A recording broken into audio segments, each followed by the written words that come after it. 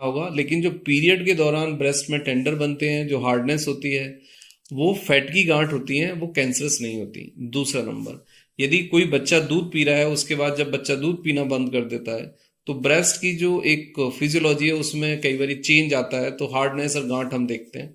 तो वो भी गांठ आपके कैंसर की गांठ नहीं होती है।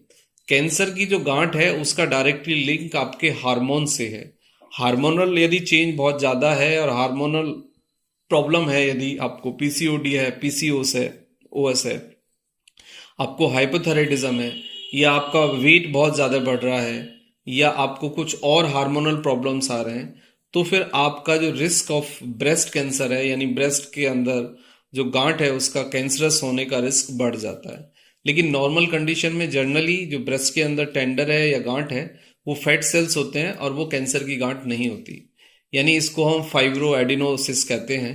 इसका मतलब होता है कि डिपोजिशन ऑफ द फैट होता है ब्रेस्ट में, और ब्रेस्ट के अंदर डिपोजिशन ऑफ द फैट बहुत नॉर्मल है और बहुत जल्दी भी हो जाता है। ये फैट टिश्यू होते हैं, इसको आप फैट के फाइबर्स या टिश्यू कह सकते हैं, जिसका जमावड़ा बहुत कॉमन सी बात है। फीमेल्स में पीसीओडी पीसीओएस इंप्रेशन आने पर, वेट बढ़ने पर, फिजिकली कम एक्टिव होने पर, और एक हार्मोनल चेंज के बाद ब्रेस्ट का साइज बदलना, ब्रेस्ट का थोड़ा सा लटकना, या ब्रेस्ट में टेंडर बनना, ये बहुत कॉमन सी चीजें हैं। तो इससे आप घबराएं ना, और ये कैंसरस नहीं होती हैं। बट इसका मतलब ये नहीं है कि आप लापरवाह हो जाएं। जनरली आप अपने ब्रेस्ट को एग्जामिन करिए 6 डे या 7th डे, मतलब जब आपका मेंस्ट्रुअल साइकिल आता है उसके छठे दिन या 7वें दिन आप अपने ब्रेस्ट की कुछ एक शीशे में सामने से खड़े होके आप खुद से एग्जामिन करिए। ब्रेस्ट के चारों तरफ देखिए, उसको थोड़ा प्रेस करके। यदि आपको हार्डनेस लगता है, टेंडर लगता है, तो फिर आप अपने डॉक्टर से कंसल्ट करें।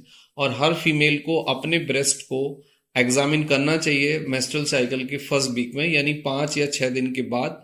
यानी वो एक फिक्स टाइम रख लें और महीने में एक बार अच्छे से आप अपने ब्रेस्ट को खुद एग्जामिन करें।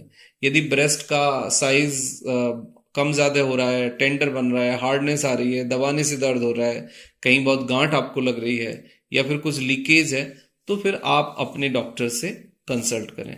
उसको फिर मेडिकली एक बार देखना होगा। यदि आपका उम्र मोर देन 35 है तो फिर एक मेमोग्राफी हो सकती है, और यदि आप उससे नीचे हैं तो एक अल्ट्रासाउंड करके उसको एग्जामिन किया जाएगा, उसको क्रॉस चेक किया जाएगा, और फिर आपके जो दूसरे सिम्टम्स हैं उसको भी देखा जाएगा। अब दूसरी बात यह है कि ये जो फाइब्रो एडिनोसिस है या फैट टिश्यूज हैं, इसको मैनेज करने का या इसका ट्रीटमेंट क्या है। देखो, कैल्शियम और आयरन का लेवल आप नॉर्मल रखें, विटामिन B12 का लेवल नॉर्मल रखें,